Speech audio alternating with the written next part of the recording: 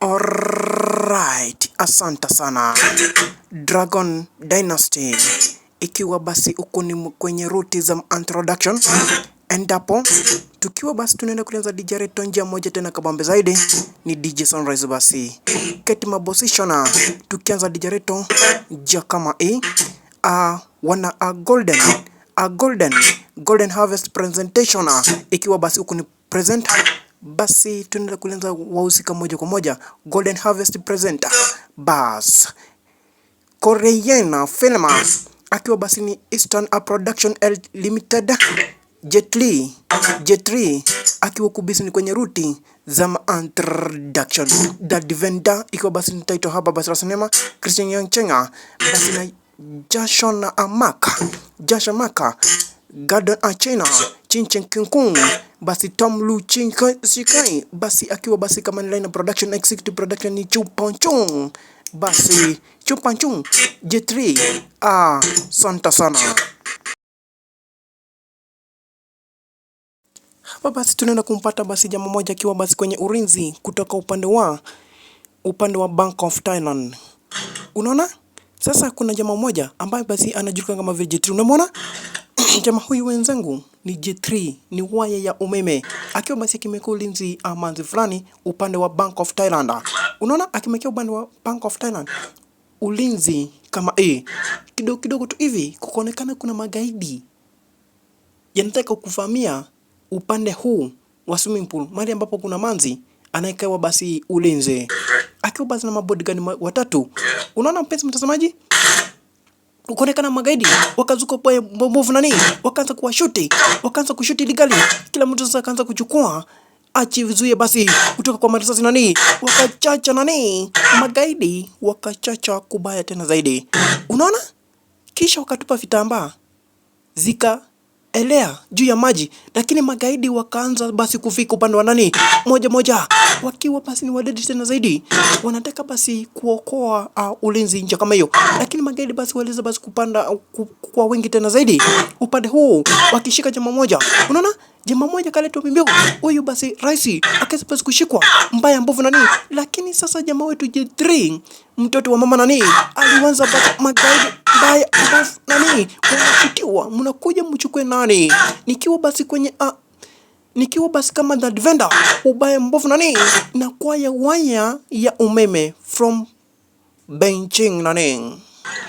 Sasa akafaulu kuwateka nyara na kuchukua magaidi njia kama hiyo. Unaona? Sasa wakati huo magaidi wakiwa wengi tena zaidi, basi jamaa wetu alifaulu basi kuchukua basi manzi wetu na kumchukua moja kwa moja, yani kuchukua basi kazi ambayo basi alikuwa amepewa basi ya kuchunga jamaa moja upande wa Bank of Thailand. Sasa wakiwa wengi tena zaidi, magaidi waliweza basi kushuka vita nani, bado nani, kuna magaidi ambao waliweza basi kufika na kuchukua jamaa wetu ile mbaya mbovu nani. Unaona magaidi wamechacha kuchacha tena ile mbaya mbovu, wakachacha tena mbaya mbovu, lazima mtoke njiani ama just don't. I'm in charge. I don't think so. Forget it. Sasa jamaa wetu magaidi waliweza basi kufaulu kwepa, lakini na kisha na maana bomu ikaribuka kwa hilo gari nani. Unaona? Sasa kukaonekana film jinsi ambavyo basi huyu ni mkuu wa mabodyguard ambaye basi anawafunza, lakini akauliza kuwa kama mtu anaweza basi akuchukua mtu na kumwegezea bunduki mahali ambapo basi kwa mtu ambaye anaichunga, na akauliza swali, lakini Jet Li akasimama akamwambia kuwa ukatuambia kuwa tukwe tayari kukufa ama kuliko kuacha ambaye tunachunga tunakia ulinzi akayaga dunia, sivyo mkubwa? Sasa akawaambia kuwa lazima mtumie akili, si lazima muambiwe kila kitu. A bodyguard must die because kwa sababu kazi yake ni lazima akufe kwa kuchunga mtu ambaye basi amepewa kazi. Yes. Unaona? Akamwambia kuwa is a must. You told us that it is good to die, to be ready to die to protect the subject. Unaona? Sasa mkuu akamwambia kuwa kuna kazi ambayo basi tumeanza kukupea upande mwingine ambayo imepatikana upande wa Beijing. Unaona? Akamwambia kuwa sasa kazi imeweza basi kupatikana upande wa Beijing na kuna manzi fulani unaweza enda kuwekea ulinzi ambaye anachukana Michelle. Ni manzi wake basi Mark. Unaona? Unaweza basi kwenda kufanyia ulinzi upande wa Beijing. Sasa hiyo kazi ndio basi tumeweza basi kukupea uende mpaka huko moja kwa moja umweze kumwekea ulinzi upande wa Beijing. Tumeelewana?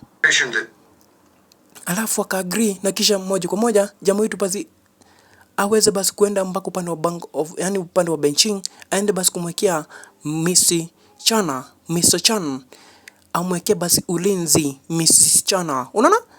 Manzi wake Chan aende kuwekewa ulinzi upande wa Beijing kwa sababu ya vitu ambazo basi ameweza kuwa witness. Unaona? Akiwa witness upande huo wa Beijing, kuliweza basi kuonekana na magaidi ambao basi hayajulikani, lakini manzi wetu alionekana kama witness. Unacheki?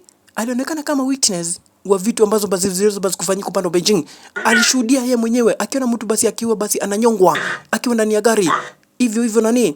Sasa hiyo ilibidi aweze basi kwenda upande huo kumwekea ulinzi manzi wetu wa kijana. Na kisha mwingine upande huo wakati huo aliweza basi kuiaga dunia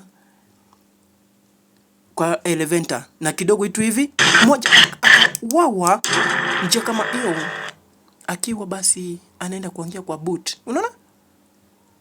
Akashuhudia paka ikiaga dunia. Ipaka ikiaga dunia, ikipiwa shock paka ikaiaga dunia. Unaona? Wakati huo nani? The same day vitu basi ziliweza basi kufanyikana illegally na zenye basi hakuwa anajua jinsi ambavyo zinaweza basi kufanyika. Sergeant. Sasa hapa alikuja kuachiwa na wanapolisi. Sasa huyu ni Mr. Lu. Sasa na huyu mwanapolisi wamekuja basi kumfanyia huyu Sergeant Lu. Na huyu basi ni mwanapolisi mwenzake ambao basi wamekuja kumwekea ulinzi manzi wetu Michelle.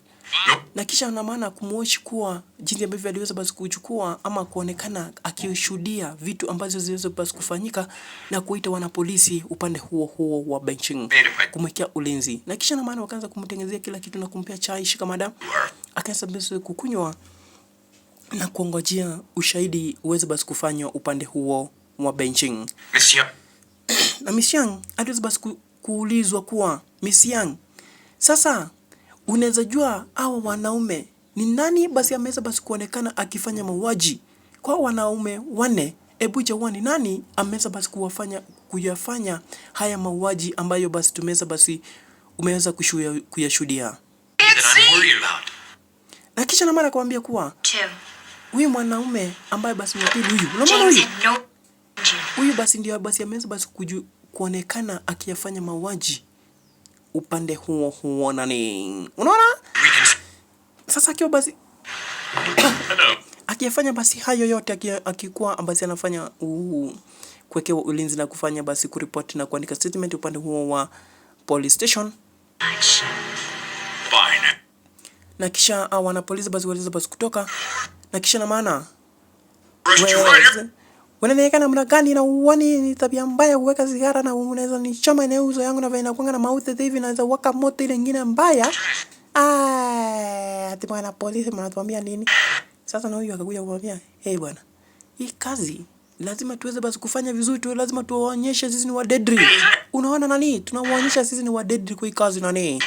Kidogo tu hivi nani? Upande wa Bank of Thailand knowledge station kaka kuingilia basi jamaa wetu J3 waya ya umeme nani J3 mtoto wa mama akaanza basi kuingilia upande huo wa Bankwaulan station. Basi naye basi Chana akakuja basi kumpigia simu na kumwambia kuwa basi ameweza kukutumia bodyguard kutoka upande wa Beijing ambaye ni J3 tena zaidi ambaye anaweza kukuwekea ulinzi kuliko jinsi ambavyo anaweza kukuwekea ulinzi. Basi usikuje kujikuta ukiwa mashakani mbaya mbovu. Sasa kamwambia kuwa iheri tukue na wewe kuliko kukaa na bodyguard nje kama hii. Sasa wana polisi wakaenda kusikia kuwa kuna bodyguard ameweza basi kutumwa, na kisha wakamwambia kuwa sisi tunaweza fanya kazi kuliko huyu basi bodyguard. Kwani sisi wametuonaje? Capitalistic. Sasa kidogo tu hivi alikuja kuletwa basi jamaa wetu Jet Li mpaka mahali ambapo kulikuwa na Mrs. Chana. Unaona? Sasa kidogo tu hivi wana polisi wa basi waliweza basi kufika huku. Na kisha na maana wakaanza akamwambia kuwa good morning. Akamwambia wewe ni nani? Mimi naitwa Lung Lao. Na yeye akamwambia mimi naitwa basi Jet Li. Unaona? Listen John, Mr. Chana makes me kind of jumpy. ametuambia basi tuweze basi kufanya basi ulinzi na huku basi, na wewe ndio umetuma baba, na I think wewe ndio umefalia uniform ambayo imeweza kunistua. Wewe sasa mimi hata mimi nakwanga mwana polisi, nikuonyesha, hebu nionyeshe yako. Yangu ndio hii. Na yeye akamwonyesha yake, cheki. Alimuonyesha jinsi ilivyo. Unaona hata mimi niko na yangu hapa.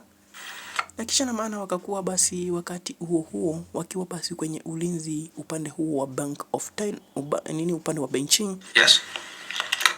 Aliweza basi kuitwa nani? 200,000. Akamwambia kuwa Chan, nimeweza basi kukupea nimeweza basi kukupea hizi pesa zote ambazo ziko kwa hizi briefcase. Uweze kumekia manzi ulinzi wa hali ya juu na kisha uweze kusign na umchunge chinzi ambavyo basi anahitaji.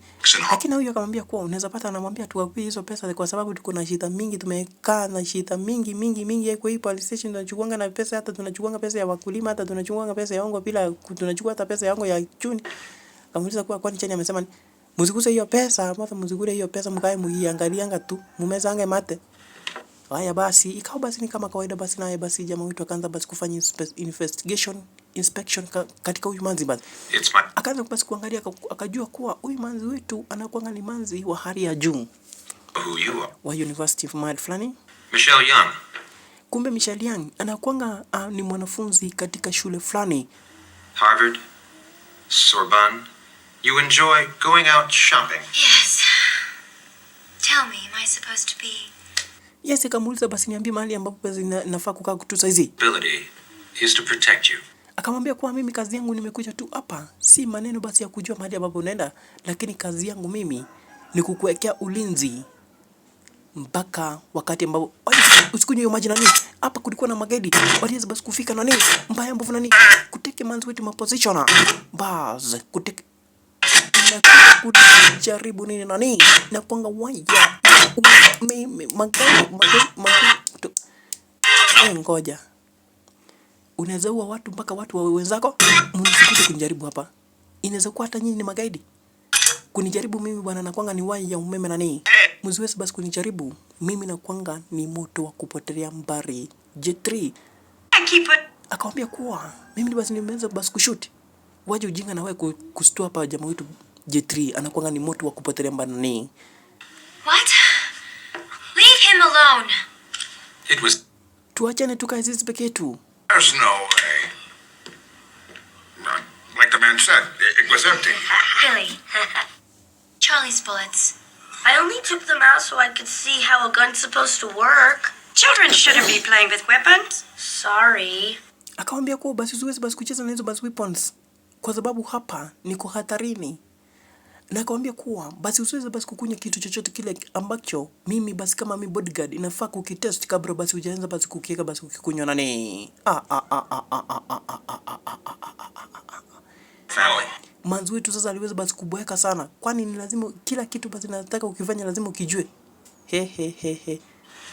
Sasa kwambia sisi basi hawa ni brothers zetu zote, kisha kwa pesa wakaanza kuawa moja kwa moja basi wasikue na tamaa ile ya kuiba zile vitu basi hizo pesa. Na kisha na maana akamwambia basi mnaweza enda, nimepewa pia na maripo yenu, na kisha muweze basi kutoka huku mwache basi bodyguard akiwa upande huu.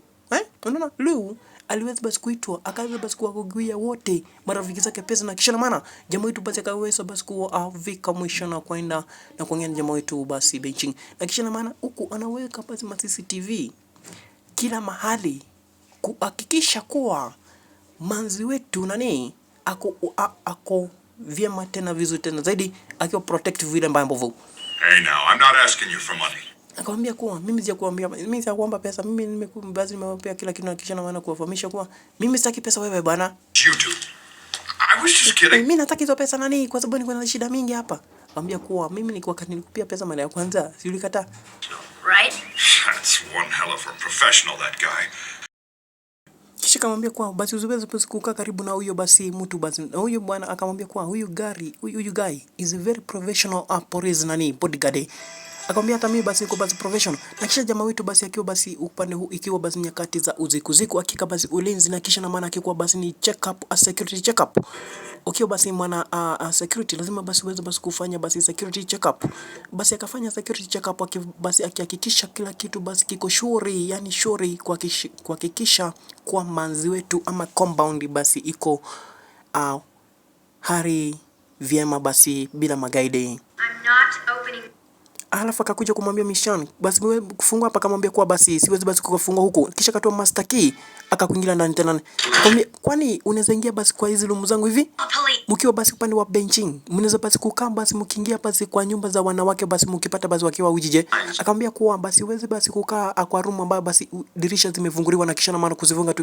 Akamwambia basi na hizi kila kitu basi kiko hapo, lazima uweke basi light off kuhakikisha basi uko mahali vyema na uonekane na magaidi kutoka kwa dirisha mule upande wa nje nani. Na akamwambia basi toka nje saa hizi. Sitaki kuonekana na sitaki kukaa na wewe. Kisha akamwambia kuwa hapo basi kunaweza basi fanywa replacement ya ili water tap basi shower, kisha na maana akamwambia utatoka hapa wakati mgani? Na kisha na maana katika kila kitu akamwambia kila kitu kiko poisonous. Uvae kukitumia. Hii ni poison bwana. Akamwambia wewe stupid, hizo vitu ni zangu. Unaenda kunisumbua hivi? Kisha na akashut down mlango nje kama hiyo nani. Na hivyo basi ikiwa basi ni kama kawaida, akamwambia basi akamletea kikombe ambacho basi ni kikombe ambacho kiko hari vyema, na kisha na kumpia hicho kikombe na akamwambia kuwa unaweza kukitumia akiendelea kufanya basi security check up. Na akaanza kuweka makamera. Unaona? Akaanza kuweka makamera kuhakikisha basi room ambalo basi manzi analitumia liko katika basi nyakati zile mzuri nani. Akamwambia kuwa basi hiyo ndio kazi basi nilikuwa nikiifanya, nikiingia kwa nyumba za wanawake, kwa sababu hiyo ndio kazi ambayo nimeachiliwa, na kuwachunga chizi ambavyo basi nataka basi wakaanze kukua basi vyema. Hold on. Akamwambia basi uweze basi kuingia basi ukalala. Akachukua akagonga lile kamera na kuliharibu basi, na akafurahia chinzi ambavyo alivyo. Akamwambia kuwa chukua hii uweze basi kuchukua na ikae detective yako, na ukikuwa basi na wakati ule mbaya ama ukiona ukikuwa in dangerous uweze basi kufinya alarm, nitaweza basi kukufikia mahali ambapo ulipo kama umechukua kamera unaona. Na kisha na maana jamaa wetu basi akaanza basi kuchukua kamera mbalimbali na kuweka basi kwa kila kombo na kila kona la lile room, na kuhakikisha kuwa basi ili room anaweza basi kulitazama akiwa kwake vizuri tena zaidi nani. Unaona? Akiwa basi ameketi tu hivi nani. Anacheki kila mahali basi lilivyokuwa basi vyema, kila na mahali room kila kona la nyumba likiwa basi shwari. Wakakuja basi testing na akaangalia akaona ni wajinga tu. Wakaendelea wanajaribu sisi tunakuwa nani. Na kisha jamaa wetu akamwambia aje, cheki huyu mtu aweze basi kunishinda mimi, nakuanga ni professional kuliko hata huyu mtu. Unaona, acha tuone basi yake kama basi itakuwa kwenda kutoa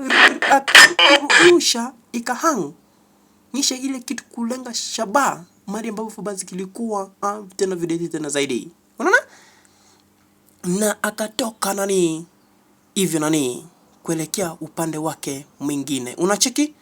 Akamwambia hapana, hiyo kitu basi ilikuwa inataka kushikilia na kisha ina maana ilikuwa inataka kuanguka lakini basi wakati kwa basi wanatoka kuelekea basi shule, jamaa wetu akaanza basi kuliangalia ile gari, akalifanyia security kama kumewekwa bomu ama kumekewa nini, na kisha na maana katoto ketu kalikuwa anaanza kumuongelesha vitu mingi, na kisha na maana kumwambia kuwa Mr. nilikuwa naonyeshwa maneno mingi basi kiwa ni wakati wa birthday, hizi picha zangu zote. Na kisha na maana jamaa wetu akaanza kulimaliza kuliangalia ile gari, na kisha na maana kuliona kama liko safety, kama manzi wetu ataweza basi kulitumia lile gari. Akamwambia wow, kumbe unakuanga mtu mwingine tena mdedi tena zaidi. Cheki. Sasa Mr. Liu akamwambia kwa basi hapa ni basi tunaweza basi kutoka jinsi ambavyo tulivyo. Akamwambia basi unaweza kulitumia hilo gari hilo boss, hili gari uweze kulitumia. Wakataka na gari exactly. Sasa wakati mwingi wamezoea jamaa wetu Liu ndiye anakuanga anapelekanga manzi wetu kazini, lakini this time round manzi wetu anapelekwa sasa na jamaa wetu J3 waya ya umeme nani. Unaona? Sasa kumbe wakati huo nani waliweza basi kufuata kutoka nyuma, cheki. Lakini jamaa wetu Liu ajielewi kuwa anafuatwa nani na hawa magaidi. Unaona? Kisha na maana wakikuwa kwenye route hivi, wakikuwa wakibasi wakielekea moja kwa moja, akamuuliza kwa hapo nyuma kukoaje? Akamwambia basi hapa kuko salama bwana, hapa. Right. I'll stay close. Hapa kuko salama. Labda wewe tuambie basi kuko na mlangani kidogo tu hivi nani? Kidogo tu hivi nani? Akamwambia basi wapima kona nje kama hiyo nani?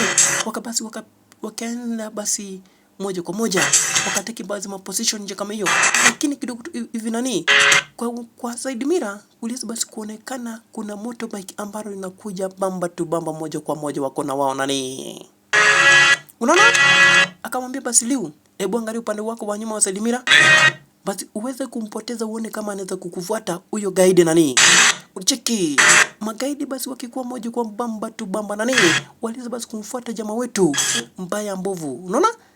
Wakaacha manzi wetu akiwa basi na J3 moja kwa moja. Sasa jamaa wetu analetwa ile mbaya mbovu nani, anaambiwa ile bike linakufuata moja kwa moja, mko nalo bamba tu bamba, na sisi basi tuko huko nyuma.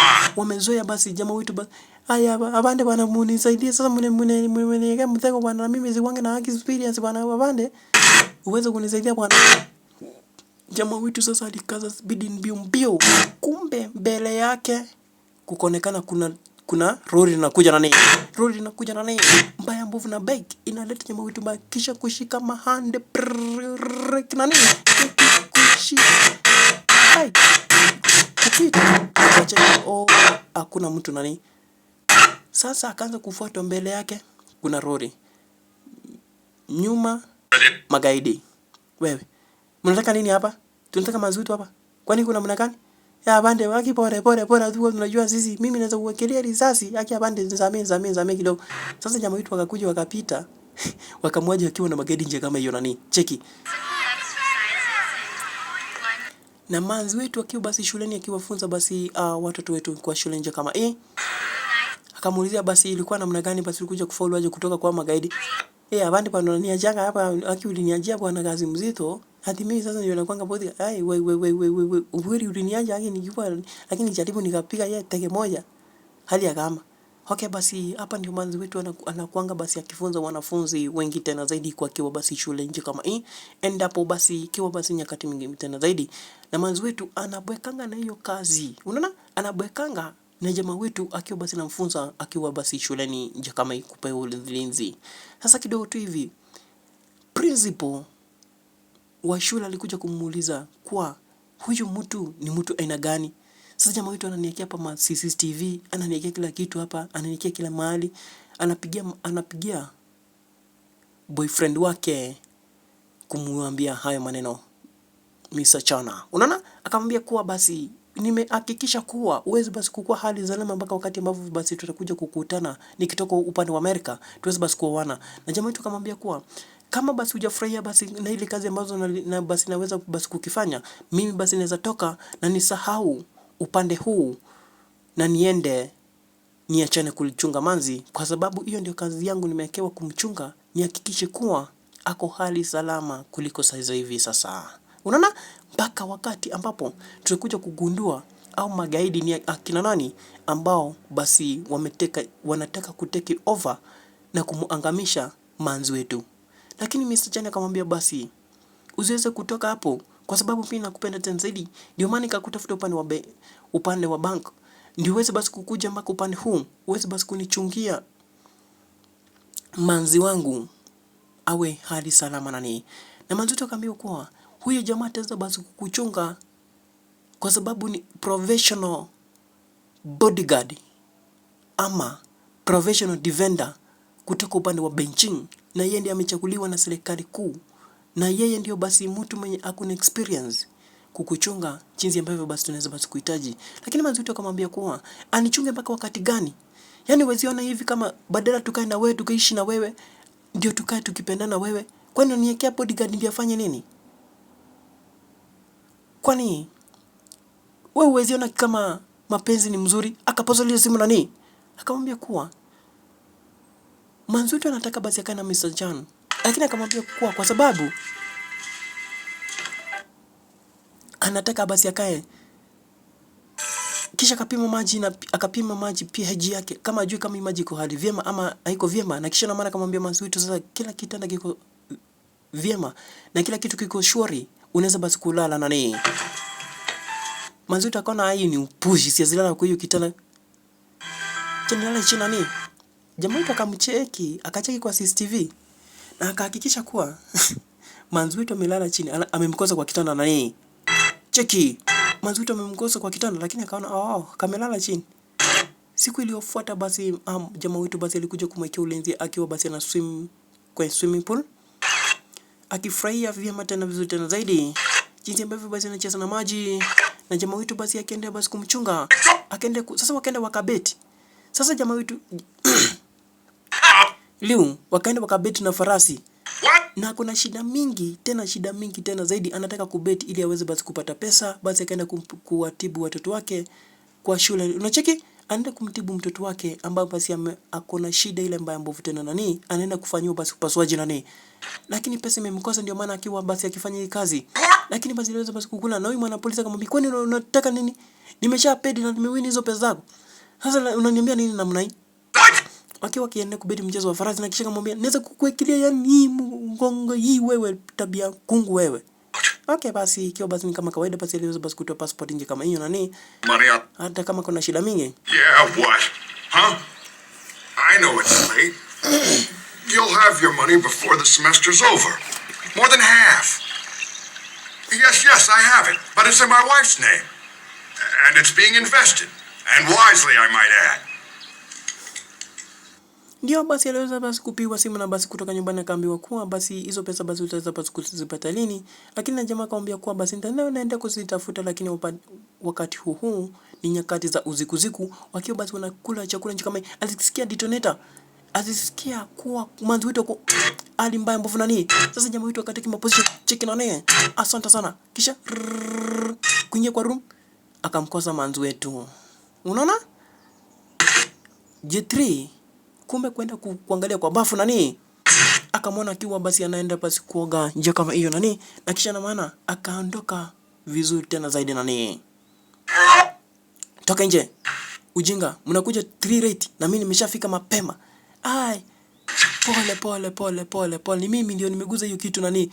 Basi tumeacha, basi umeona tumeacha na tunaenda. Si unaona tu tumeacha nani. Bodyguard. Alafu basi bodyguard akapigiwa simu na kutoka upande huo wa ofisi. Thursday is my court day. I want you to close this up. Ati? Kisha jamaa wetu akaenda kumark register jinsi ambavyo basi anaweza basi kufanya ulinzi, na kisha na maana kuhakikisha kuwa jamaa wetu ako vyema, na kisha na maana wakiwa basi kwenye uwanja kucheza basi boli, Aliu na mtoto wetu basi wake basi Mrs. Chana wakiwa basi wanaendelea kucheza nje kama hii. Sasa kisha jamaa wetu akakuja akamletea toy gun. Unaona, akamletea toy gun. Na jamaa wetu basi akaendelea kucheki na kumaster check kila room basi ambavyo basi jinsi lilivyotekwa basi, na kuhakikisha basi kila kitu upande huu wa nyakati za usiku kama kuko shwari. Na manzi wetu akaenda akafinya alarm. Unaona, akafungua dirisha, cheki. Akafungua dirisha na kisha na maana na jamaa wetu akatoa picha. Unaona? Akatoa picha na manzi wetu kumbe amepanga plan ya kwenda kukutana na boyfriend wake upande mwingine nani. Sasa Mr. Chan amekosa basi kumshughulikia manzi wetu, na kisha na maana kumfika karibu na anamwekea bodyguard. Sasa kwenda kutoka tu hivi nje. Kumbe yule mwana polisi mmoja ambaye basi alikuwa anataka kumpeleka out upande nyakati za usiku. All right. Na akamwambia basi tunaweza basi kutravel, lakini mbele yake cheki nani kuwasha tochi tu hivi nani, wakapata bodyguard. Ken? Unaona? Akamuuliza kwa Miss Chan, unataka kuenda wapi na nyakati ni za usiku bila kuniagiza mimi? My mom, is it? You're too dressed up? Akamwambia kwa mimi nilikuwa nataka kwenda kusalimia mami. Akamwambia kuwa lazima uweze basi kupitia kwangu, na kisha na maana uweze basi kupelekwa na mimi kwa sababu uko mahali pabaya na umetiwa mbali, umetengwa na magaidi, kisha na maana wakakuja wakakuchukue na wakuangamishe, uoni kama basi maisha yako iko hatarini? And you should know it. Lazima uweze basi kujua kitu lazima niweze kujua na kila kitu ambacho basi unaweza basi kukifanya, hata ukienda kule kwa choo kukumea. Unaona? It wasn't for Miss.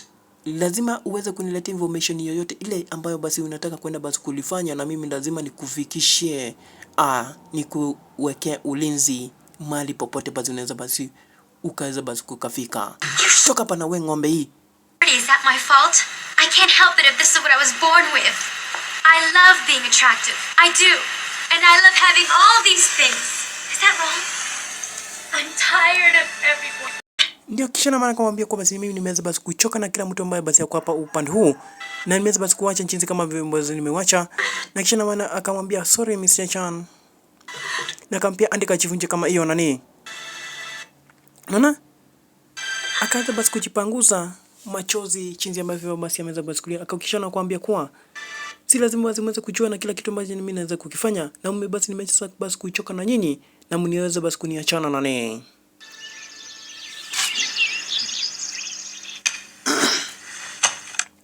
Jamutu basi alibeza basi kupaki kila kitu basi manzo wetu alikuwa anataka basi kukifanya, na kisha na maana kwamba basi mimi basi naweza basi kuacha basi uweze basi kufanya kila kitu chako ambavyo jinsi ambavyo unahitaji, lakini sitaweza basi kukufuata mali ambavyo kila mtoto nani. Akamwambia basi mimi naenda basi ni wakati wa court, wanaenda court, na akamwambia basi niko right na nyinyi kwenda kutoka tu hivi nani. Akamwambia basi mbona unakuja njia kama hivi bila kutuambia kwa nini kinaendelea? Akamwambia basi kesi ambacho tulikuwa tunaenda kukifanya kule kotini kimeweza basi kuahirishwa, na hivyo akaanza basi kumpigia jamaa wetu James ambaye basi ni Chan, akimwambia kuwa kwa sababu aliweza basi kuleta kila kitu ambacho basi huyu mtu mmeleta huyu ameweza basi kuifanya kila kesi kimeahirishwa. Going to let us Sasa ni nini umeweza basi kufanya? Huyu mtu lazima toka hapa without. Ziesi enda na yeye. Okay. Na jamaa wetu basi akamwambia kuwa ni sawa tu, na akamwambia basi mimi naenda basi kufanya shopping na Jowling kule sokoni, na kisha na maana wakaenda moja kwa moja wakamwaja jamaa wetu nyumbani, wakaelekea moja kwa moja mpaka lile supermarket ambalo wanaenda kulifanya basi shopping. Kufika upande huu wakaanza basi kufika mara nje kama hiyo, kisha na magaidi wakaanza kumaster check manzo wetu amefika ma area na nani cheki, wakaanza kuteki ma position na nani, wakagiza na kidogo hivi kale katoto kabi kakuja kumwambia kwa niliweza basi kuna hizo vitu zikiwa extra, na wewe chukua moja na mimi nichukue, na wewe chukua, na wewe chukua, na akamwambia hebu angalia kama iko tu sawa.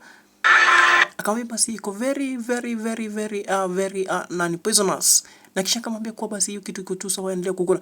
Akakuja akaona bag, unaona kawaida ya mamanzi wetu wengi wanapendanga mabagi mapochi, unaona. Akamwambia kwa hili pochi liko tu sawa, kisha kidogo tu hivi nani Linchao aliweza basi kusikia kitu cheki, akatiki maposition, akamwambia kwa hiyo ni kitu gani nimeweza basi kulia kama mtoto wa ile kitu yenye naogopanga kama kopa. Akamwambia mtu inaweza kuwa basi ni upstairs. Sawa.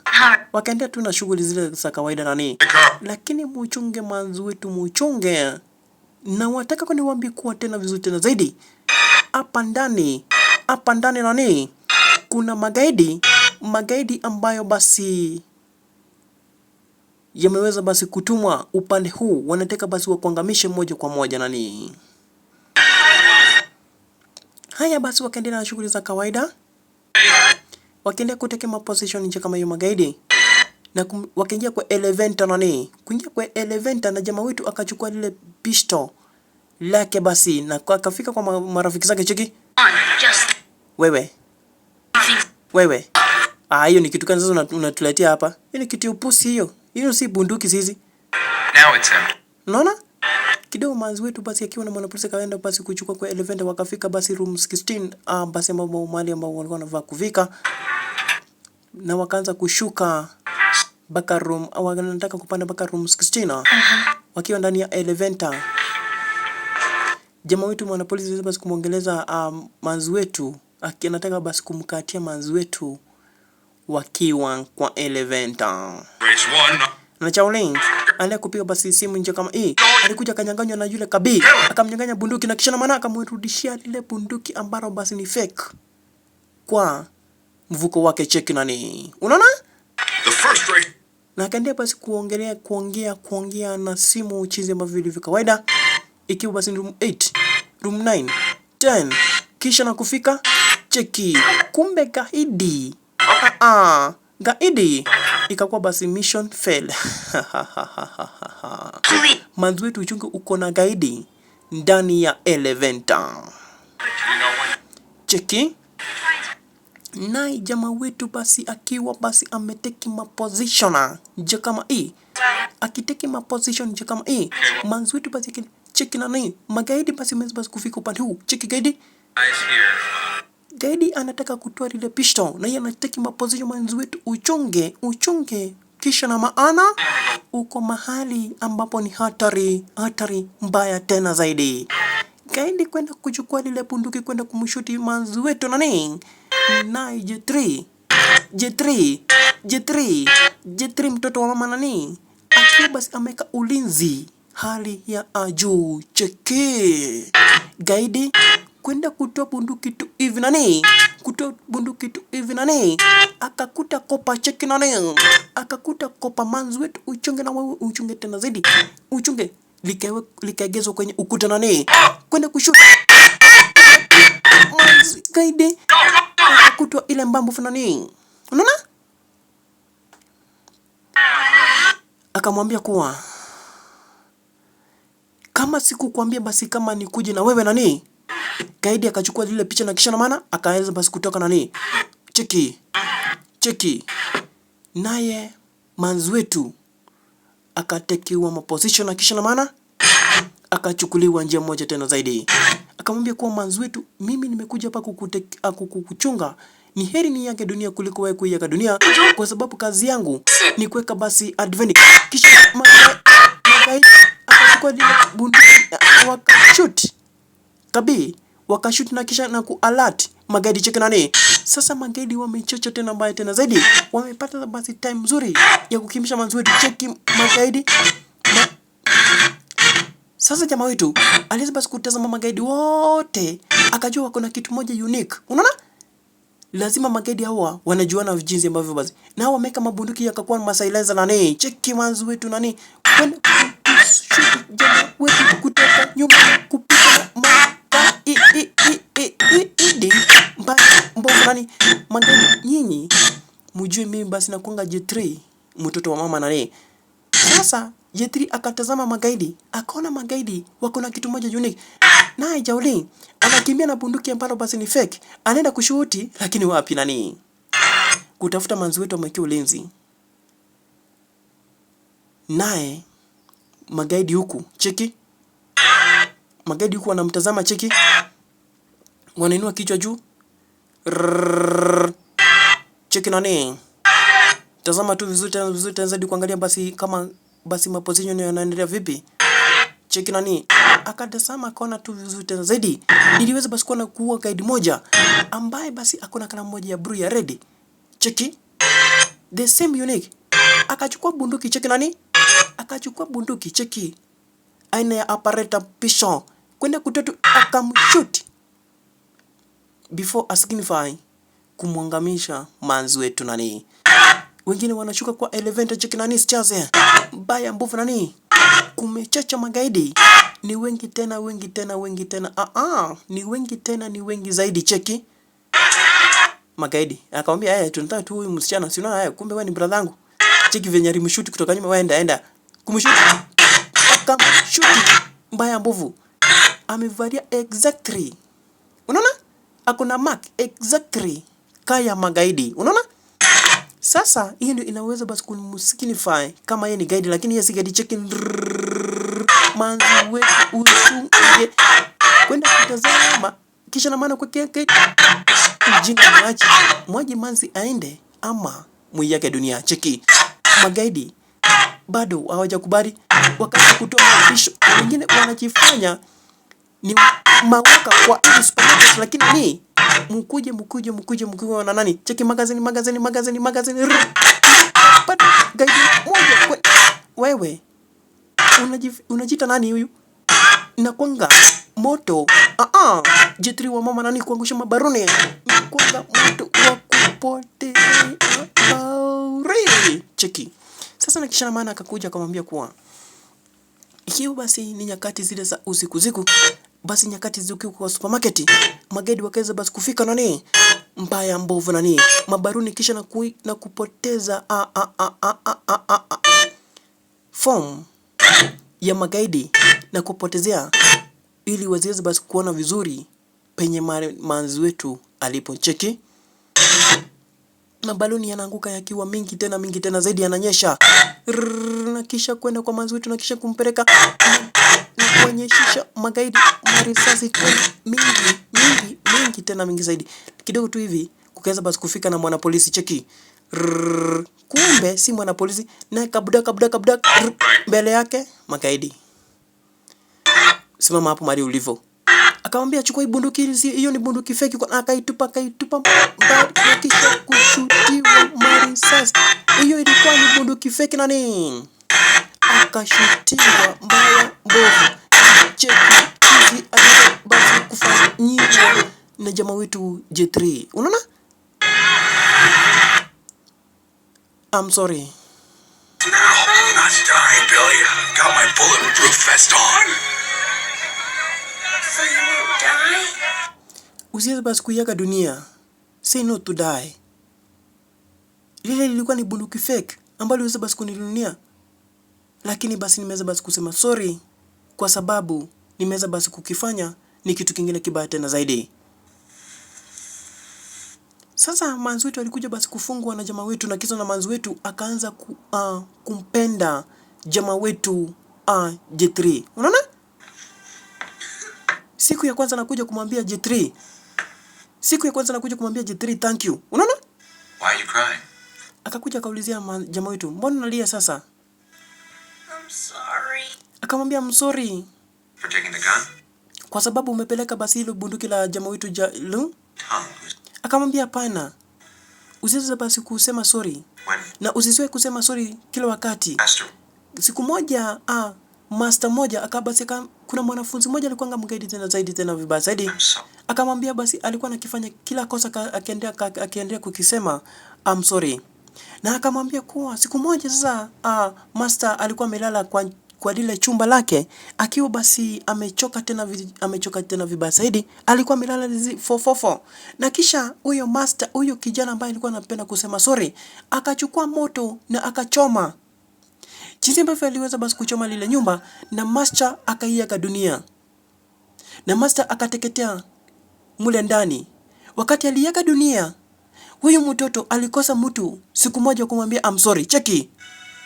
He returned, hoping he would have a chance to apologize to the teacher.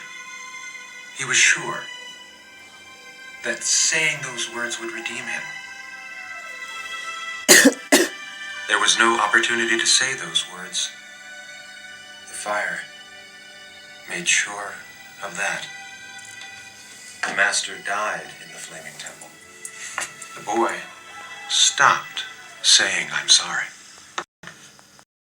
Ndio, akamwambia kwa basi kijana aliweza basi kukua bubu kusema sorry. Na Masuta akakuja kumwambia je? I'm sorry. Unaona? Just as the boy learned how to stop saying those. Sasa kama yule kijana aliweza basi kumwambia sorry, kama aliweza basi kushindwa kusema sorry, basi kuliweza kutokea nini? Na kisha na Manzuto akamwambia I'm sorry.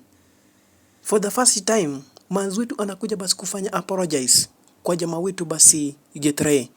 Kidogo tu hivi nani? Chupang ni waya umeme tena ni guide sugu upande wa manzi wetu nani. Cheki. Akakuja upande wa mochari. Akakuja kuchukua basi ndugu yake basi aliweza basi kuwawa na kisha na maana kupeleka upande wa mochari. Cheki. Na kuanda wale wana polisi wa mochari nani. Na kisha kukuja kumchukua ndugu yake kutoka basi kwenye basi baridi nje kama hii. Cheki. We, acha kuchukua mwili. Tutaweza wawa. Without permission na kisha kachukua nini? Oh no. Akamwambia basi chukua hii inaweza basi kununua unyamanzifu wako nani, akamuangamisha njia kama hiyo na akasniff mpaka akaweza basi kuiaga dunia. Cheki ni poisonous gas nani, hawa basi wana polisi wa mochari nani wanakuja kufanya wetu nini nani.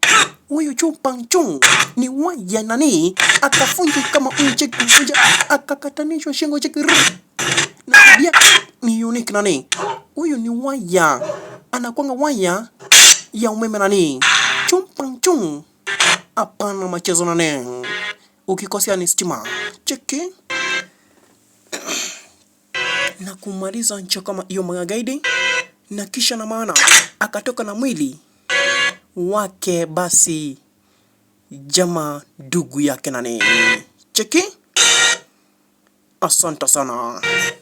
Akatoka njia moja tena exactly ni waya ya umeme nani. Kisha na maana akakuja kuzika mwili wake ndugu yake basi jinsi basi iliweza kuya dunia, na akaanza kukumbuka basi wakati ambapo ndugu yake basi vile chizi alivyoweza basi kufanyiwa ama kudedeshwa vibaya tena zaidi. Cheki, alikuwa mwanajeshi. Chu Pang-chung alikuwa ni retired commando, a special retired commando upande wa Beijing. Walienda basi vita za Vietnam na kuwaua wana magaidi tena wengi tena zaidi, na kuwamaliza magaidi wengi wakachacha tena zaidi.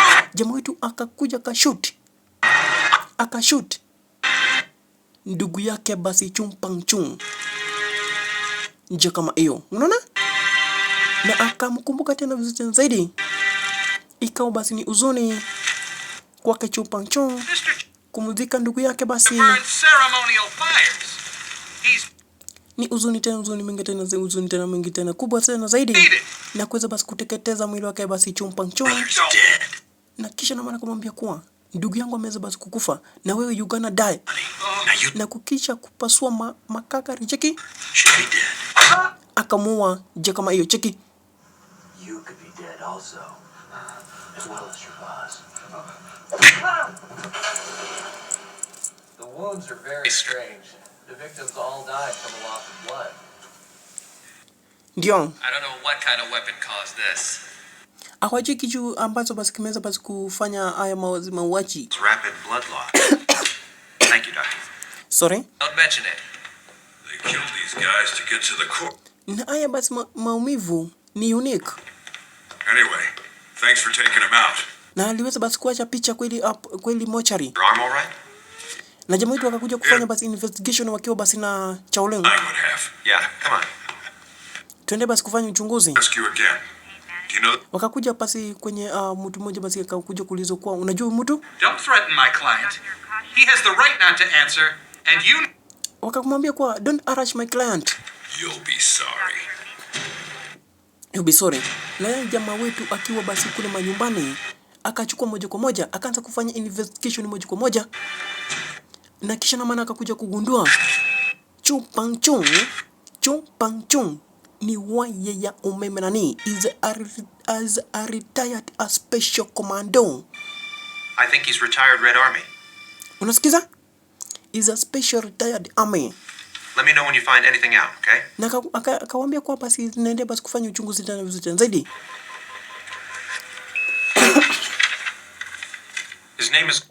His name is Chu Pang-chung. Body was stolen from the morgue. He's the one that almost killed Charlie.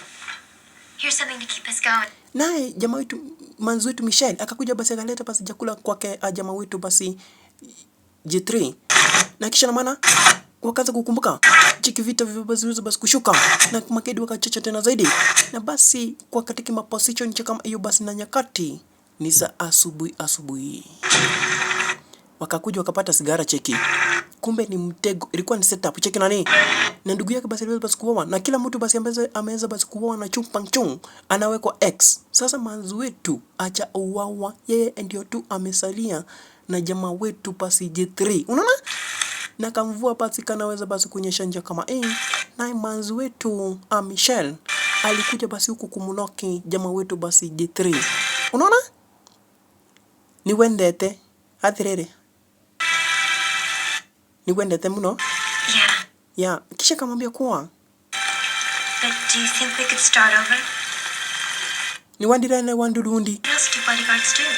Na kisha ikamwambia kuwa basi imeweza basi kukuja kuwekea basi kukufunikia kwa sababu umeweza basi kuniprotect na nimekuja basi kukubaliana na kumbe nimekuja kuagree. Kumbe niko hatarini. Tell me about your Na kisha akakuja akamwambia kuwa niambie kama uko na familia. brothers or sisters. Uko na familia ambayo basi unaweza unakanga nayo? Jamaa wetu akamwambia usiweze basi kuniuliza maneno kama hayo. That's privileged information. Top secret. Na mimi basi niko huku tu bila familia. Akaanza kufikiria nitafanyaje basi uweze basi kunipenda. Kisha manzi wetu akakuja kujitega cheki. Kuenda kuanguka tu hivi nani jamaa wetu J3 akaenda basi akamshikilia manzi wetu aziwe basi kupata ameanguka chini na kisha maana akakuja kuumia. Na kisha manzi wetu akamwambia kwa mbona kuacha nianguke chini? Fall. Would you? Na jinsi ambavyo basi umeweza kunishika basi naweza basi kuishi basi vizuri tena zaidi Don't you? kwa mwili wangu. Niambie kitu ambayo ni unique. Kidogo tu hivi alianza basi kuona picha ya Chu Pangchung akamwonyesha kuwa ni korada tena vibaya tena zaidi. Kumbe the assassins wameweza basi kukuja kugundua mahali ambapo jamaa wetu alivyo nani. Kisha akaanza kushoot magaidi na anamfuata kidi moja tena dezeni ambaye basi ameweza basi kutumwa huku na Chu Pangchung. Cheki. Akamwambia kuwa kila mtu basi kunifuata. Wakiendelea na manzi wetu akashuti kwa kidi moja. Akaruka akakutana na damu cheki nani. Damu inafurika na tirika kwenye maji kama mvua ikinyesha. Na kisha kuteke position nje kama hii. Na kisha kusonga tumberi tu hivi. Akakuta gaidi. Akona information fulani kwa mdomo. Na anashindwa tu kuongea. Na kumkataza usiweze basi kunikaribia. Uchunge J3 hapo ni mtego nani. Kwenda kushika tu hivi nani. Ikaribuka na kisha jamaa wetu kumbe ilikuwa ni setup. Na lile karatasi likamwambia kuwa I'm everywhere. Huyu ni nani anakuja kuniambia I'm everywhere? House. Unaona? Na jamaa wetu basi akakuja kukutana na lile gazeti na kisha na maana kumwambia kuwa basi atinataka kujua nani ako niko at everywhere. I told Ken to stay alert. Nilikwambia basi usiweze basi kukaa peke yako. Tomorrow's Michelle's birthday. Na kesho ni siku ya birthday ya Michelle. Should have a party. Thank you. It's safe, right? Kambia asante sana kama iko tu hali mzuri. Na kisha jamaa wetu akakuja basi kuteki maposition na kisha kuangalia ile basi room lake Michelle kama liko tu shwari kabisa na kama kutazama basi na detector bomb detector kama basi kumetoa hapa kombora ama aina yoyote lile la kombora ama bullet ama kama kuna gaidi yeyote yule nani kwa ile room nani. Kambia tu wewe tu angalia. Na nyakati ni saa usiku. Kumbe huku alikuwa ameshamnunulia shati. Unaona? Michelle alikuwa ameshanunulia shati J3 jamaa wetu nani. Kidogo hivi James. James. Yeah. Wake Michelle akapiga simu na kisha na kumwambia kuambia jamaa wetu kuwa ni James ameweza basi kupiga mawasiliano na akamwambia kuwa anataka kuongea na J3 na kisha na akamwambia kuwa acha basi tuongee kesho. Good night. Good night. Good night. Manzi wetu na akamwishia wishes mzuri za good night. Lakini manzi wetu hakukuja kubambika na hili jambo nani. Na kisha jamaa wetu akaenda basi akuteki maposition na kisha kuteki maround zile nyakati za usiku kuhakikisha kuwa room na compound liko safe nani. Na kesho wakati kama huu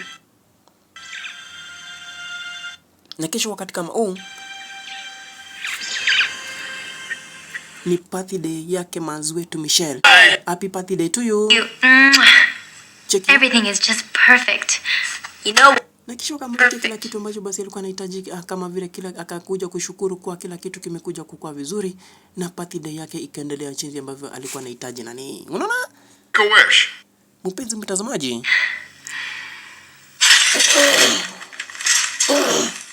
Happy birthday. Go ahead. Thanks. Happy I love birthday, go red. ahead. Like the color. They're Sasa kidogo lunch. tu hivi walimletea basi maua Na kisha jamaa wetu akasema kuwa kuna maua maji basi imeweza basi kumiss ni maua yake basi James. I hope tu even maua yake James. Kidogo hivi kwa kanoke mlangoni cheki. Kwenda kuangalia ni bunch of flowers. Akamwambia hebu angalia. Akateki ma position. Kidogo kwenda kushoot tu hivi nani? Ni maua. Sorry. From Mr. Sean, right? From Mr. Sean. Sean ni jamaa wetu James. Hey, I'm clean already. Jeez. Flower. Alafu akamwambia kuwa basi hii ni maua kutoka James. From James. Kisha kakuja kuangaliwa kama limetegwa kombora lolote lile kwa manzi wetu, kwa sababu manzi wetu ni suspicious, yani ako under suspicious protection ane. Thanks for the flowers. How about Akakuja kumwambia James, asante sana basi kwa kunitumia maua. tonight? Won't that be... Not today. Came in from Beijing to take you out. I'm in the driveway. You're where? Niko hapa basi ninakuja kukuchukua basi twende basi kukula basi dinner upande mwingine basi kwa hii birthday yako. Akamwambia thank you. Akamsalute Hi. na kuagree. Why don't you wear something nice? Akamuuliza mbona kuvalia lile nguo basi ni mzuri la kunipendeza.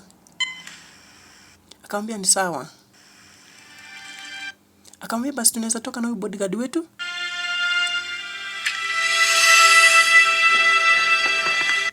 Wakatoka nje kama hiyo na kufika upande mwingine basi la hoteli kubwa kama vile na Robotel. Wakateki ma position basi hivi basi na manzi wetu kuangaliliwa kiti chake kama kiko short kabisa na aweze basi kuketi na ma position basi aweze basi kuongea na jamaa wetu James. Yesterday. Mishana. Does anyone know you're having dinner here with Miss? Na kuna mtu yote basi anaweza basi kujua kama tuko na dinner na wewe? John's just making sure I'm not in any danger. John is making sure si yuko hali hatari yeyote ile nani. Kama niko absence of dangers. First. Ngoja kwanza usikunywe. Pia huyu akunye. Pia mwenye hoteli akunye kwanza.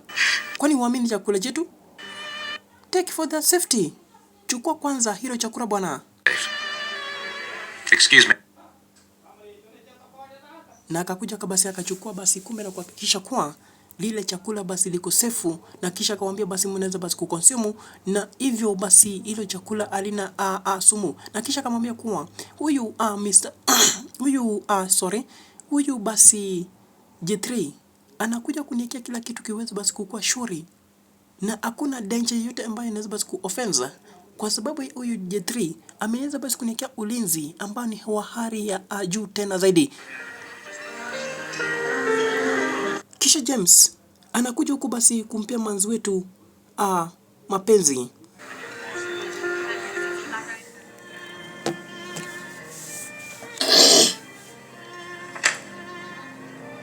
Na already ameshamnock jamaa wetu J3, na jambo hilo halikumfurahisha manzi, na kisha na maana akamwambia kuwa nitakwambia baadaye, si wakati kama huu. Jamaa wetu John na jamaa wetu basi James akakuja kuundwa kuwa na kumulizia kuwa manzi wetu kama kwa tayari, na kisha na maana wakakula chakula vizuri tena zaidi.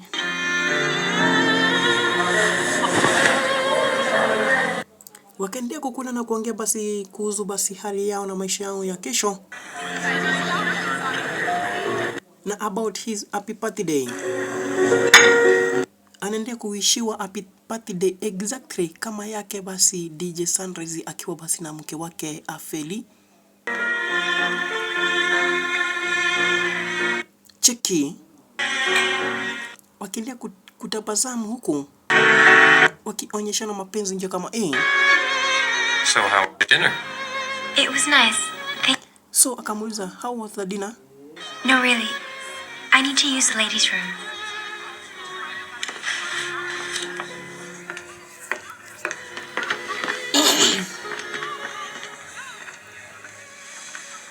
Akamwambia kwa basi nataka kwenda basi kwa Lu. Na jamaa wetu basi James aliweza basi kufikiria na akafikiria kwani kunaendelea namna gani, na mbona manzi aweze basi kunipenda chinzi ambavyo alikuwa anampenda mara ya kwanza. Na manzi wetu akaenda akamwambia kidogo, ngoja kidogo. Chukua serviette.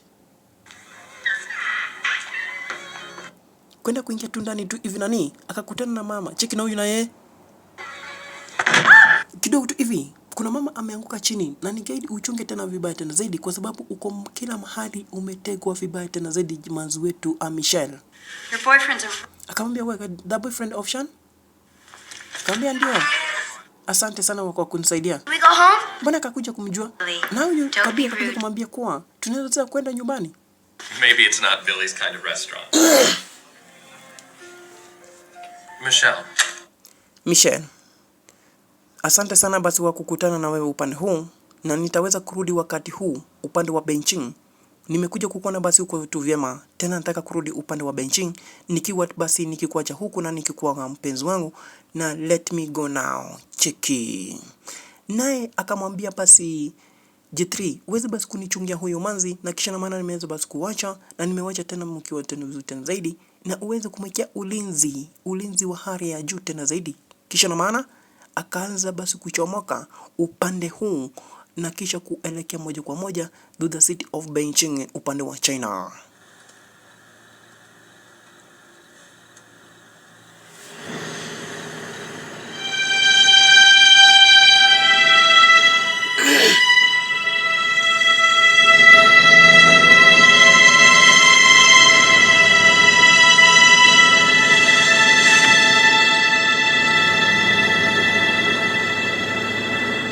Na huku wakiwa basi umenyamazia na tena ukinyamazia na tena zaidi kabii kakuja kukuambia jamaa wetu a good night.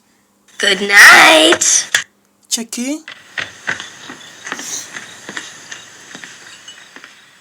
Na jamaa wetu akakuja kutengeneza basi ka strong aweze basi kukuja kutoa baridi na nyakati ni zile za uzikuziku akiteki maroots nje kama hii na kisha kuja kutazama kuwa kama lile compound liko tu short kabisa na liko set up amari ambapo basi anaweza basi kuliona mzima nane.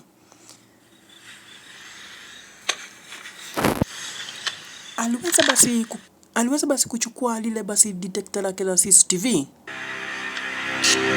na kutazama kila mahali aweze basi kucheki kama mazuitu mahali ambapo ako tu sawa nani na nyakati ni za uzikuziku kati na mazuitu anaendelea kumcheki nani cheki nani mazuitu anaendelea kukuja anasikia basi kuna steps za mtu ambazo zinakuja moja kwa moja pole nani akasense there is something danger.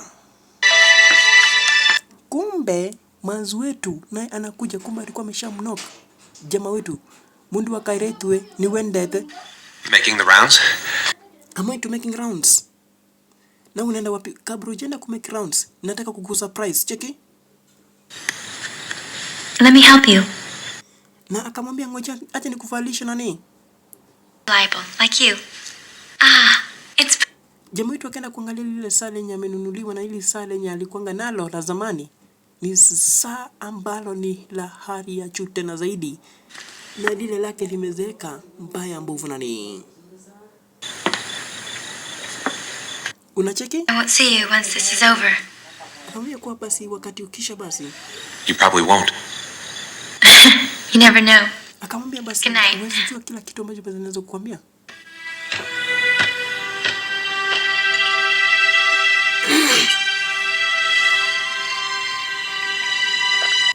Akiwa basi ana drinki wakati kama huu, akaona manzo tu vina lazima bulb la room lake nani.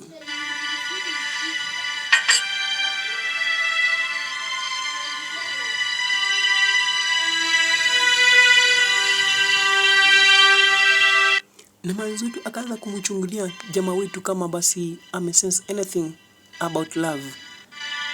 Akatazama basi akaona basi manzo wetu jamaa wetu anaendelea basi kutazama lile za lake na kisha na maana kulitoa lile kulivua lile za lake na kisha kulieka kwa lile kitu ambacho basi linaweza kununuliwa na kisha na maana akasikia basi direction kuja kwa lile lumu lake manzo wetu akakimbia moja kwa moja kidogo kurusha tu hivi manzo wetu akafika nigadi hizi aziwezi basi kuumia nani manzo wetu akabambika na lilo jambo nani manzo wetu alikuwa anataka hivyo nani na kisha maana kuosha bulb Michelle, what? kucheki what's going on. Touched the button by mistake. It's all right. Nilikuwa nimelala na nimeguza button by mistake. Akamwambia sorry. Akamwambia kuja huku kwanza J3. I know it's wrong, Ninajua ni vibaya tena zaidi. but I love you. Lakini nimeshakupenda.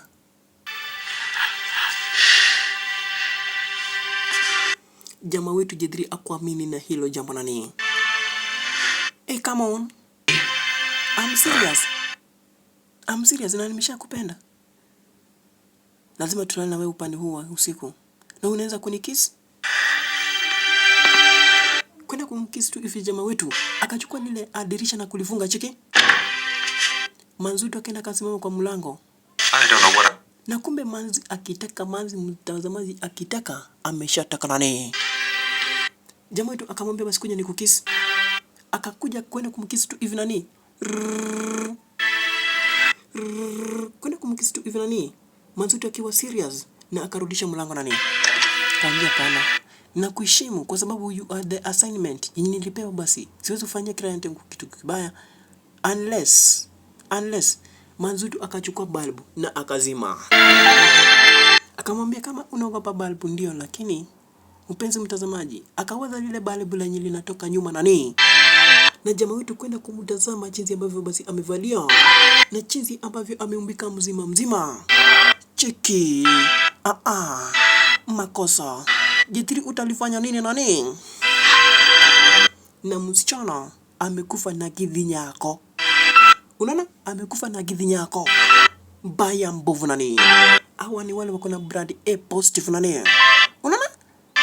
Sasa majamaa wetu akaanza kuliangusha dirisha na kulifunga nani. Kujitayarisha kumkizi jamaa wetu. Akampea miss na kumwacha manzi wetu akiwa under hanging gidhinyako.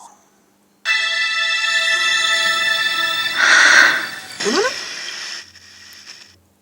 Sasa wakiwa basi wanaongea upande wa nje na jamaa wetu Jauleng akaanza kumwambia story jinsi na maisha yake, jinsi ambavyo basi watoto wake familia yake iko na shida mingi tena zaidi. Anamuuliza nini mbaya na wewe? My son has a chance to study medicine in the U.S., but I can't afford to send him there. I even gambled some of Ken's money away trying to raise the cash. Hey, can you make any dough working as a bodyguard? Looks like it. Yes. Na kisha akamwambia kila kitu basi jinsi ambavyo alikuwa anasumbuka basi na maisha yake. Na kisha na maana akamwambia kuwa mtoto wangu wako upande wa United States of America na sina kitu ambacho ya kumtumia upande wa United States of America. First year, I interrupted a bit in progress. Rescue. Sasa akamwambia kwa basi niende kwa kusaidia watu wengi kwenye mabanki na kisha na maana sikuwa na kitu chochote kile cha kumsaidia mtoto wetu. Even gave me Aende basi kama ningekuwa basi ningepata kila kitu. my wife. Na ningeenda basi nisaidie basi mwanamke wangu. Hey, Upande ukule basi nikamtumia. Yes. Na kisha na maana akamwambia kwa unaona hii kitu? when we were still together. Tuliweza basi kukuwa na yeye picha na pamoja na watoto wangu. Oh boy. Huyu ni mtoto wangu mwanaume. Trying to live up to my reputation. Ninaenda basi kukuambia basi nikiweza kurudia mara mingi. And she found someone who did. Yeah, she sure did. Some guy with a corner office started buying her things, you know. Unaona basi na kisha akamwambia kwa basi uliweza basi kupata mtu mwenye alifanya hiyo. I thought Alinisha akampata kila na kisha na maana kumshika. I said to her, it's him or me. Na ingekuwa basi ni maisha magumu kwake. Why couldn't you talk to her? That's my point. Na kisha akamwambia mbona kuongea na yeye, na kisha akamwambia hiyo ndio basi sababu ndio nilikuwa nataka nikwambie. I was too busy being the quiet hero. Na nilikuwa basi nikiwa basi busy sana na nilikuwa basi mnyama hero quiet. You know opportunity. It disappears before you can ever stop it. Na kisha akamwambia kwa basi niliweza basi kushinda kisha kwa nilipata opportunity ya kubasi kusimamisha. All the kung fu in the world isn't gonna help when it comes. Na kisha na maana basi kwa dunia mzima aliweza kusimamisha na kisha na maana kwa basi na kuwasaidia basi na kuja kusaidia watu wengi. You gotta take your shot. Otherwise, you'll regret it. What about my responsibilities? Sure. It would be nice. I bet it would be much better than that. But don't try, and you'll never know. Hey. Na kisha basi akaanza basi kusikia detective kwenye kuna ile detective yake kaanza basi kumwambia kuwa kuna kitu dangerous kwa room ya manzi wetu. Major, Akamwambia basi get ready. Kuna kitu ambacho basi kimeanza basi kufanyika na kitu kingine tena kibaya zaidi. Mwanzo basi kujiseti basi ma position kwa sababu huku basi ni kubaya tena zaidi. Kisha wakati ma position check nani? Mtu yule askari mwingine akaanza basi kumteki ma position manzi wetu. Kumbe kuna magaidi ambao basi umeanza basi kukita katika lile building mbaya ambapo nani cheki magaidi wake chumpang wameanza basi kufika ma area wanashuti kushuti nani hakuna basi kusamia mtu cheki nani jamaa wetu akachukua sofa set na kisha kuweka manzi wetu protect nani area lakini wapi magaidi wamechacha tena vibaya tena zaidi wanataka kushuti na kumaliza manzi wetu ameshala chumpang naye is a retired special commando basi akiwa kwenye routine huku basi tukikata mzezo na yule askari akashutiwa 7 times na kisha na maana akatamarisha nani cheki nani manzi wetu yule mwana polisi Sergeant Long akaenda kujaribu kumsaidia jeti mtoto wa mama nani ameshika bunduki nani aina la apareta nani kuonyesha marisasi magaidi cheki kutasama Chupang akamwambia kuwa huu ndio wakati wangu sasa, nimeweza basi kufika na kuwamaliza sasa hivi nani.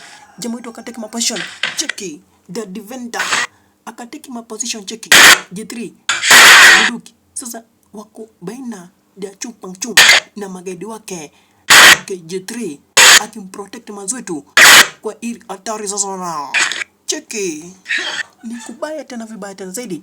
Magaidi wamecheki kushutiwa kichwa, ubongo unaenda aya pa upango wangu umeenda yake upango unaenda kule upango kisa stima kazimwa akaenda kwa message na kuzima stima.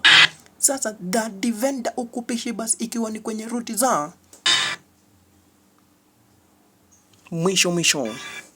Sasa kisha na maana wakati kima position nje kama hii na kuzima stima nani.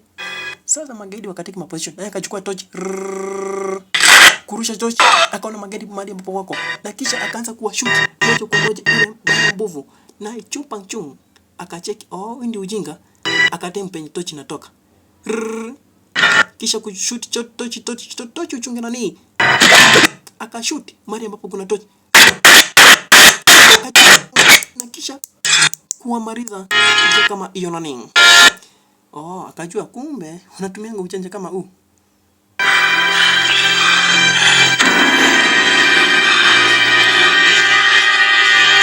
Cheki naye akashoot mali pa kunatoka akashoot na ile torch nani hii ndio torch ya mwisho bas. Kumbe umegundua uchanja wangu na bado cheki vile ambavyo maroom basi kumetake ma position kisha kumnyamazisha jamaa wetu akamwambia kuwa mimi already nimeshaiaga dunia. Chukua hizi pesa basi ukasaidia mtoto wako mahali ambapo kule hospitalini na kisha na maana nimekusaidia hizi pesa. Nikiweza basi kuiaga dunia, nimechukua hizi pesa basi niweze kukusaidia. Ukaenda ukamtibu mtoto wako na kisha na maana ukana familia yako kama huu. Utaweza basi kufika basi kule mwisho wa ukitoka kwa ili shida nani. Mimi nimeshakata. Ninaona basi mafarazi wamekuja basi kutoka juu mbinguni. I'm already gone and gone forever nani. How about signing it with a kiss?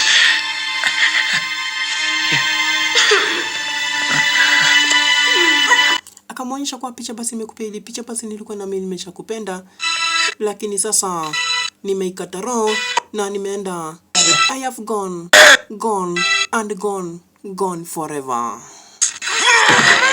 Sasa jamaa wetu aliweza basi Shaolin kutoka na wazimu zoni. Naye manzi wetu akatoka na wazimu kumsaidia ndugu yake. Kisha akaona akashoot mguu wake akapi. Cheki. Aliweza kushutiwa ile mbaya mbovu na kisha manzi wetu akamchukua kumfanyia first aid. J3 anasikia sauti kabisa. Akaambia magaidi wake J3, akaambia magaidi wake sasa basi take my position tuko gangari sasa kukuja basi, kumesalia tuna mtu mmoja ambaye basi tunataka basi kupita just one only step tuweze kumfikia, niweze ku-accomplish mission yangu. Na jamaa wetu akachukua TV, cheki. Akawasha TV.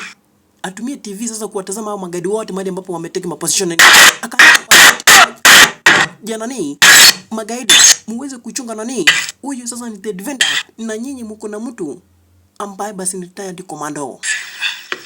Sasa akagundua kumbe ile TV, akakuja akakanyaga ile detective. Makosa. J3 anatumia ile detective kumdetect manzi wetu mahali ambapo basi mahali ambapo akikuwa on danger, na jamaa wetu alikuja kukutana na yule ile detective na akalitumia kushoot, na kisha detect anataka kukutana na jamaa wetu. Kumbe amesikia tu vizuri zaidi, hii detector ndio ina detect na kisha ina signify mahali ambapo manzi wetu ako na shida, na ina ring kwake jamaa wetu J3.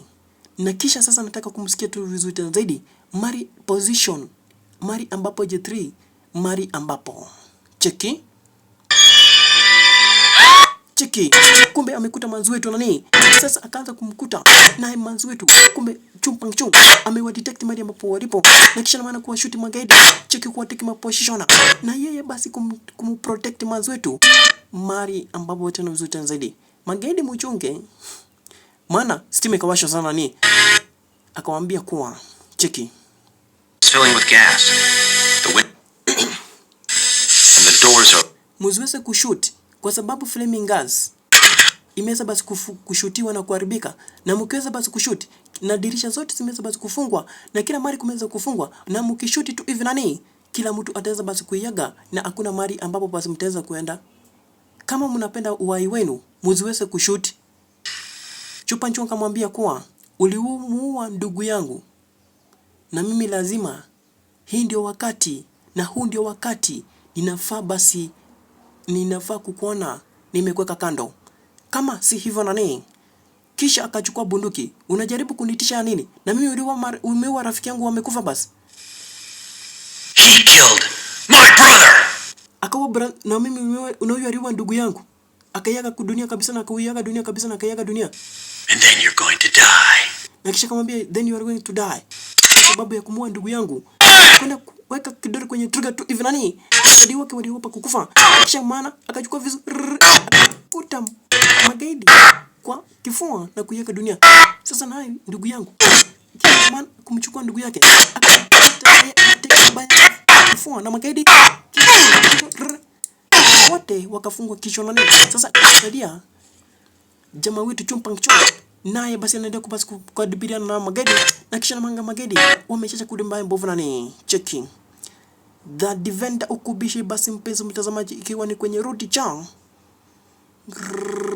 Rara Salama. The defender ukubishi basi ikiwa ni kwenye route za mwisho maisha ya Amiri. Sasa kisha na maana akamuattack, sasa anakuja kumuattack jamaa wetu, anataka basi kumangamisha vibaya tena zaidi. Sasa akamwambia kuwa kill you because you kill my brother forever and gone forever and you go forever. I don't want to see you in the round of these. Unaona? Akampata zile aipata front kicks mbaya mbovu, kisha anamleta ile mbaya mbovu na nini. Huyu basi anakuanga the retired special commando Chumpang anakuanga ni umeme na nini. Akampata zile matikende zile mbaya mbovu na nini, anampepeta kule mbaya mbovu, akampata na round kick kisha akadivenda. Na ile gazi bwana linatoka mingi tena mingi zaidi, linamaliza oxygen kwenye hii room nani. Ukumbuke maji yana oxygen na hayajafunguliwa. Sasa kila mtu amepima tap. Cheki? Kwenda kufungua tap tu hivi nani. Akapata na yeye moja. Kisha uweze kunywa maji. Sasa mtu anatumia maji kujidefend ndio akwe na oxygen, ndio akamkabilia mwenzangu nani. Akamchapa zile cheti mtoto wa mama nani. Anampiga mavist zile tedidika fukafu mbaya. Cheki. Kwa shitu kunywa oxygen. Kwa shitu punga oxygen. Kwa shitu funga oxygen. Mpunga oxygen ya nani?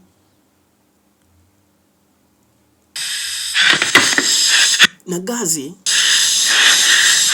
linaendelea kutoka. Nani?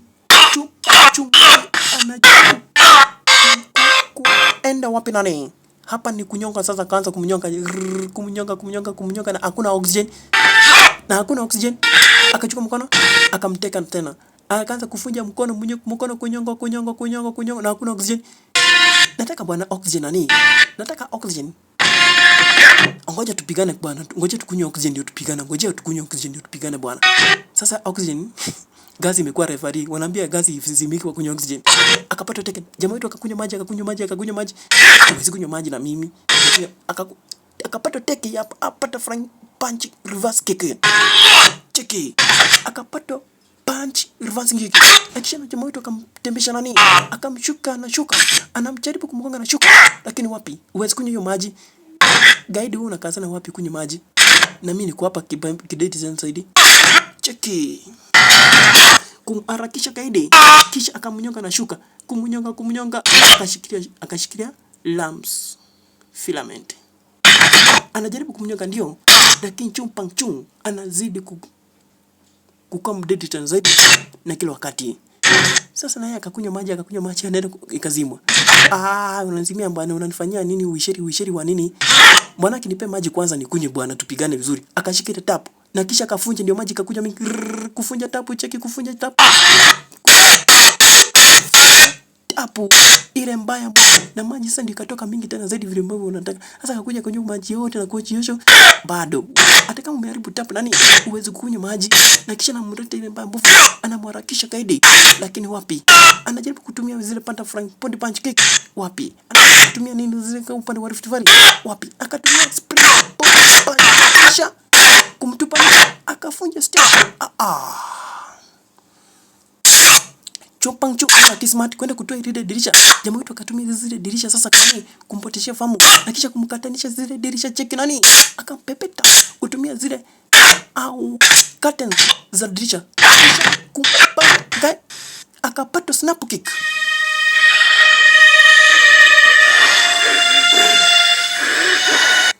Akakuja kukubali na jamaa wetu J3. Unaona? Na kumwonyesha madhara kuwa na kidogo tu hivi mali ambapo pazia inaweza pasi kuanguka. Kuna mtoto cheki. Manzi wetu amejificha mule tu. Akatoa lile sword lake ambalo basi amelitumika kuangamisha watu wengi. Akataka kukuta manzi wetu na jamaa wetu sword likamkuta na kumukata jamaa wetu J3 kwenye bavu na kupata Guide akamtupanisha kule kubaya tena vibaya. Sasa manzi wetu akakuja kumwambia Michelle kuwa akajitokesha kuwa na jamaa wetu akamwanda Chumpang Chung akakuja kumwanda manzi wetu na kisha akamwambia kuja, akamwambia kuwa na kidogo tu hivi nani kuliweza kukujwa na jamaa wetu James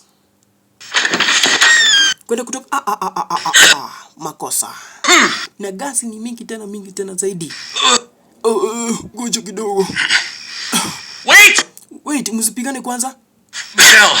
Michelle, ngoja. Please let her go. Acha tu twende. Inaweza kukuripa kwenye makosa ambayo basi Michelle ameweza basi kukufanyia, inaweza kukuripa mara 3 zaidi.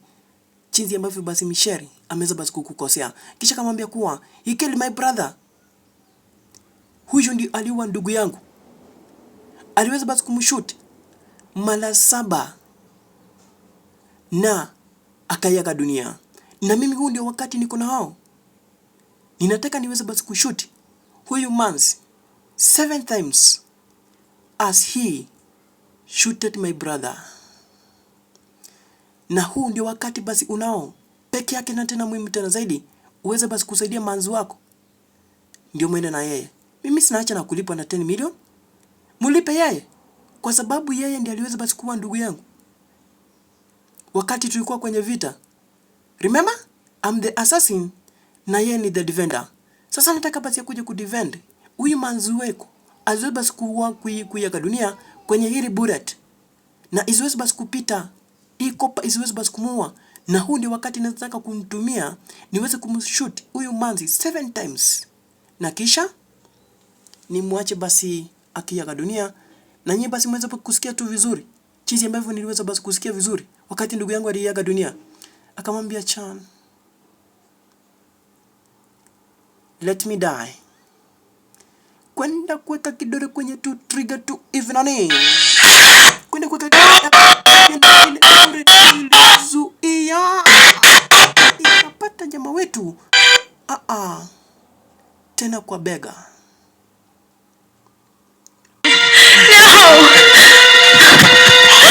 Naye manzi wetu akakuja kumwambia kuwa akiusiwezi basi kuiweka tu. My defender, my bodyguard.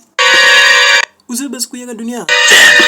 Then imeweza basi kuzalia betri moja na nalitumia shot na manzi wetu kwenda shot. Ikamkuta kwa mgongo. Bega naye akapata kisu. Akapata kisu kwenye koo na yeye akapata kwenye bega na gaidi chumpang chung ni kuisha bei. Na jamaa wetu basi aliweza kupata betri kopa kwenye bega naye maumivu mengine tena makali na bado akona lile na kaanza basi kudungwa kisu kwenye bega. Okay. Naye basi ni kuisha. Na huyu basi alipiwa teke zingine akasema nitakuja kuamka wakati vita zinaisha, lakini anakuja kuamsha vita zimeisha kidogo. Akamwambia kuja bwana, wakati umekuwa mzuri.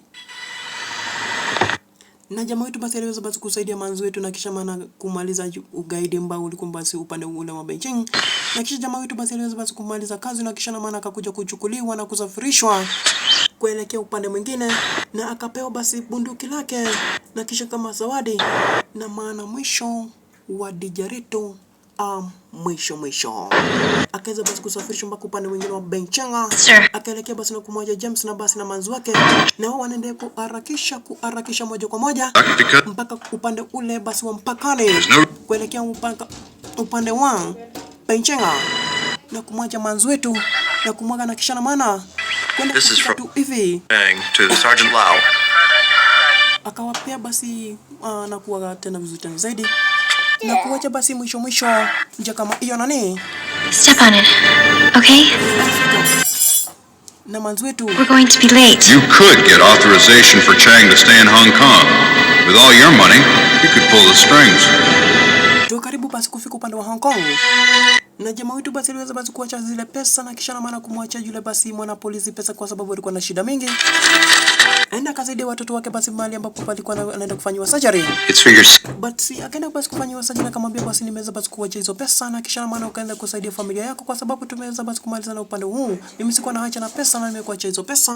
Na kisha na maana J3 akamuaga nje kama hiyo.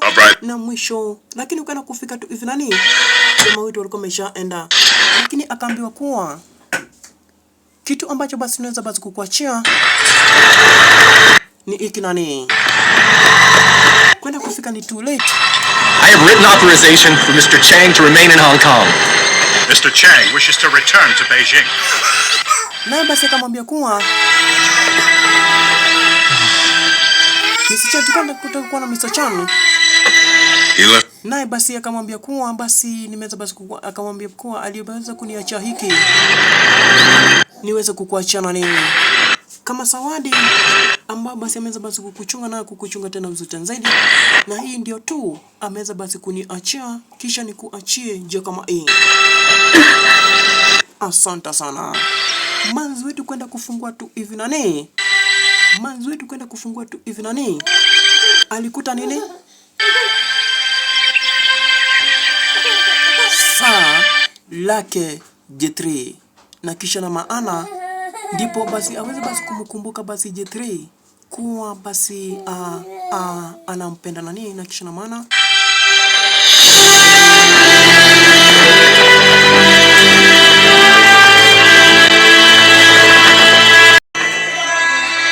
na huo ndio mwisho basi wa Dijareto.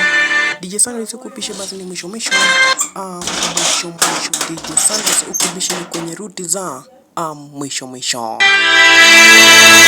Goodbye. DJ Sanders kwa kama studio the ranking DJ.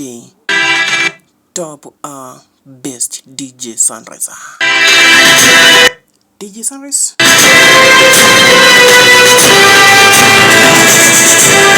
Nambari ya simu ikiwa ni 07 The Defender, huku basi ikiwa basi ni mwisho 07 46 207 130.